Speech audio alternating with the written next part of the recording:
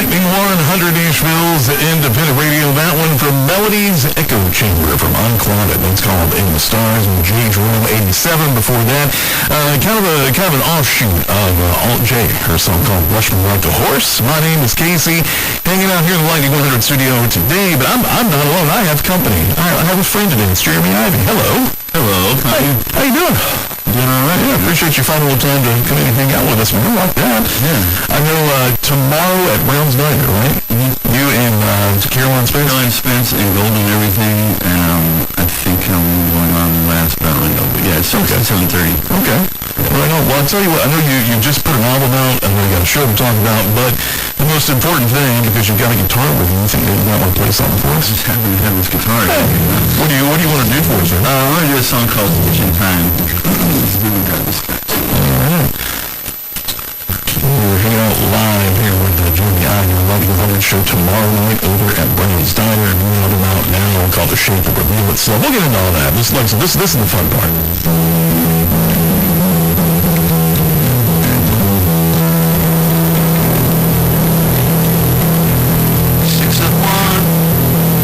Of the other, the painted desert is my brother. The sacred mountain is another place that I belong. I've always been a touch suspicious of people that are too ambitious. I'm going away, this town is vicious. I won't be hanging on.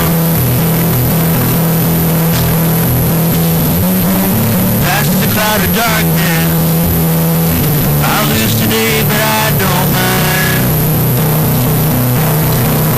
They say good things bound to come my way, but tomorrow's just a broken stitch in time.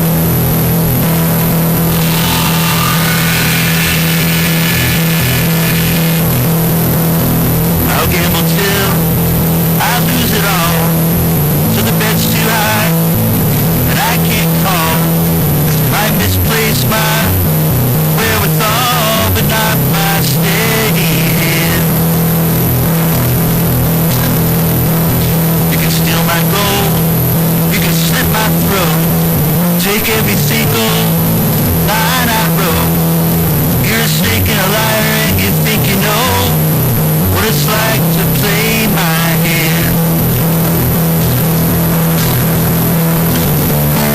Past the cloud of darkness, I'll lose today, but I don't mind. They say good things are bound to come my way, but tomorrow's just a broken stitch in time.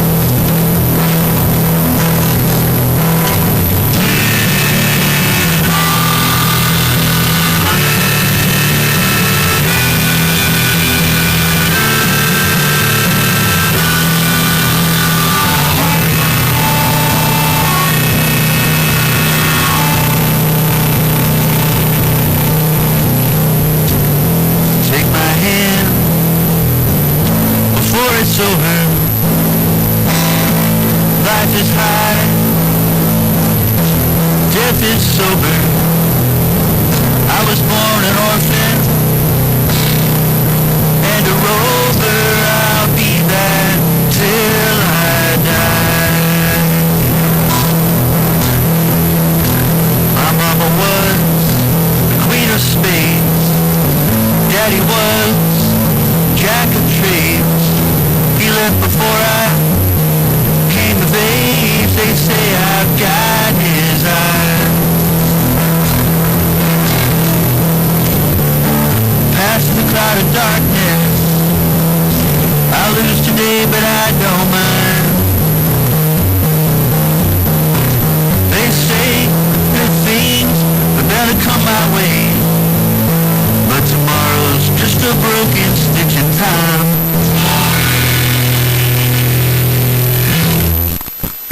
Lightning 100 Nashville's independent radio. That's Jeremy Ivey. There was kind of a we'll sample what you might find coming up tomorrow over at Brown's. Probably like Caroline Spence on that bill too.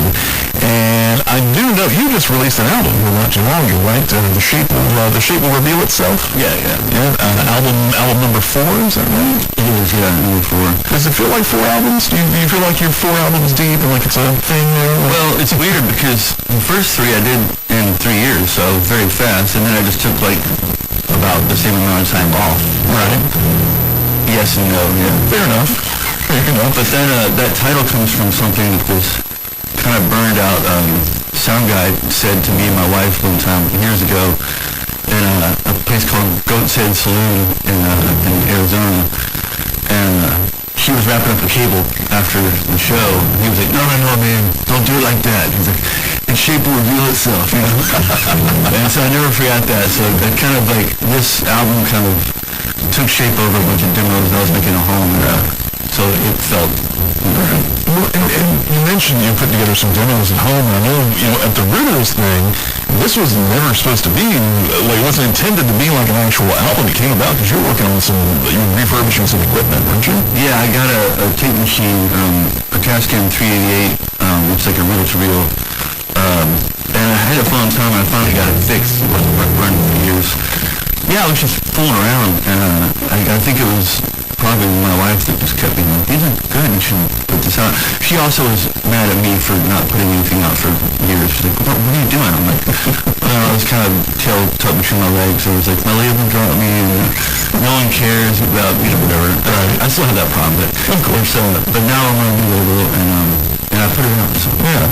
Well, and it's really cool, too, because this specific piece of equipment, like if you say a Tascam 388, to a certain type of, like, music fan or gearhead or whatever, they can picture that and just get the warm fuzzies immediately. Yeah.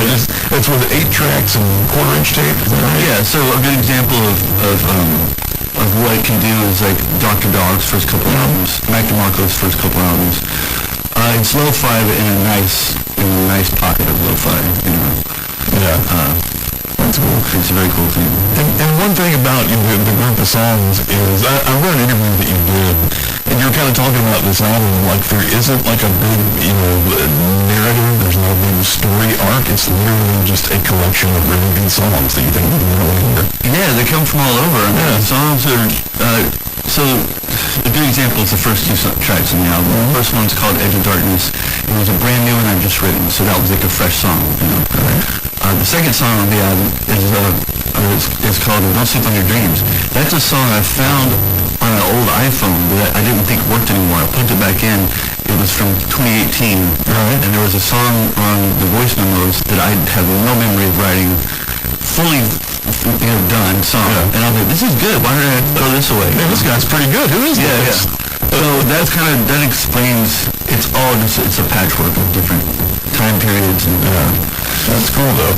And we're talking about the album, The Shape Will Reveal Itself. It's out now from Germany. And you mentioned your label, too, because I understand the label that you put out was kind of like, they were sort of, I think, kind of behind talking you into releasing some of this. Is it Soggy Anvil? Tell us about Soggy Anvil. They're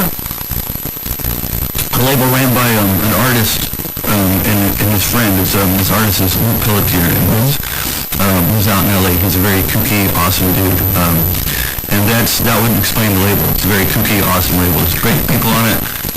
One of me and Margo's favorite writers of all time, Dylan Warnick, is on it. He's a buddy of ours. And so yeah, Luke, he's a painter. He's a really good writer too. They just kind of reached out because Dylan was another person. Dylan Warnick and Margo were both kind of nudging me and saying, why don't you put something out? And I was like, oh, I don't know. And that's when Dylan started talking to Soggy Anvil people and saying, hey, Jim's got an album, and they kind of reached out. That's kind of how it happened. I would imagine, too, as an artist, you mentioned it's a label, kind of a kooky label run by artists. I would imagine when you're done and you're handing your baby off, it feels a lot better when you're handing it to an artist themselves. Oh, yeah. You know what I mean? They don't have any knives in their back pocket. They're not looking to score anything. They just believe in it, Yeah, that's awesome. Yeah. And again, I just go back to, I was talking about this last week at the radio station, but I love concept albums and big stories. I think they're wonderful. But sometimes the concept of the album can just be, hey, these are really good songs, you're going to like them. Yeah, Yeah. You know, nothing wrong with that. Also, production too. You know, we're moving to an era of weirdness with AI, and I wanted you to be able to hear the. When I started, to hear all the breathing and all the stuff. You know, all the things that happen when people actually get in the room and make music. Works and zits. I love that, and I hope, and on one end you kind of see it's not, but then you hear about how like kids now are wanting more and more like vinyl records and cassettes and listed on their phones and social media and stuff. So maybe we're kind of starting to pull things back in that direction. That'd be very cool. I have an 11-year-old. That would be very cool if we could do kids as well. I agree. I think that what probably will happen, it probably won't happen on a full scale, but there probably, like many things, will be a little movement of it, and that would be cool. Just, like there always has been a movement of like nerds that go to record stores and find all this stuff, but that's sometimes too when we get into vinyl, for example, when we're younger, and they're like, man, I just discovered they're still making vinyl records, and they never went anywhere, man. I've lived through 3 final vinyl sales at this point in my life over a few decades now. It never went anywhere. So there's always hope. Right? Yeah, it's gonna stick around. Yeah, absolutely. And I know Sloppy, I'm sorry, Soggy Anvil. Those were Sloppy Anvil. Sloppy Anvil. Sure, I like it. Soggy Anvil. There's all kinds of anvils, right? Yeah, and Soggy Anvil, you can actually get the album on cassette from them. I looked this morning, it was still there. Yeah, the vinyl has not happened yet, but it will happen. Yeah. For now, we got it on cassette and it's done streaming, so. All right. We're talking about new music from Jeremy Ivey, which the album is called The Shape Will Reveal Itself, and Jeremy is live tomorrow. Brown's Diner, Caroline Spence also on the show, and it is, I'm saying this with all the sarcasm in the world, isn't she so hard to deal with, Caroline Spence? She's just the worst. Such a headache. she's so sweet. One of my favorite people to have in here too, and she does stuff. A couple of years ago, she put an album out, and her campaign that she did on social media, it was all videos, and I think it was every song on the album, but she did a video like it was the opening credits to Murder, She Wrote. For every one of her songs. Yeah, check that out. Yeah, she's amazing. I dig that. Well, speaking of amazing musicians, since we've got Jeremy Ivey sitting right here, can I get you to do one more for us? Yeah, I'm going to do a song that's my 6-year-old daughter's favorite song of mine. Now there is a song on my album we just put out. This song isn't on there. Okay. But there is a song on there, the very last song is me and her singing together. And that's a lullaby that I wrote. But this is a song called House with Wings.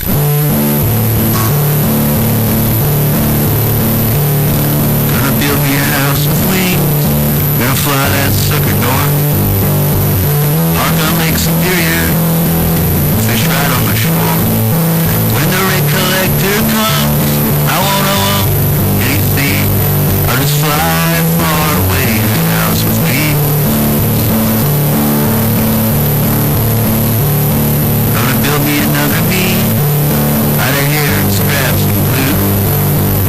Make him do all my chores, things I don't want to. We'll live just how we want, in perfect harmony.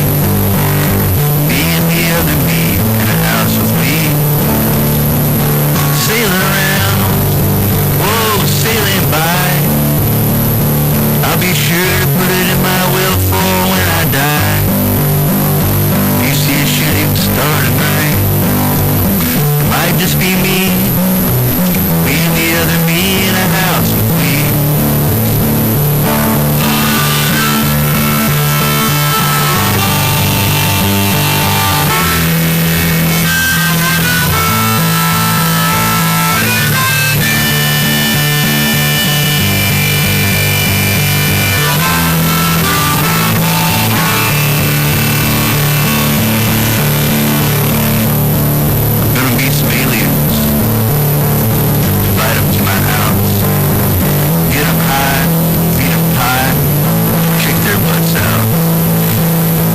Say, get off my lawn.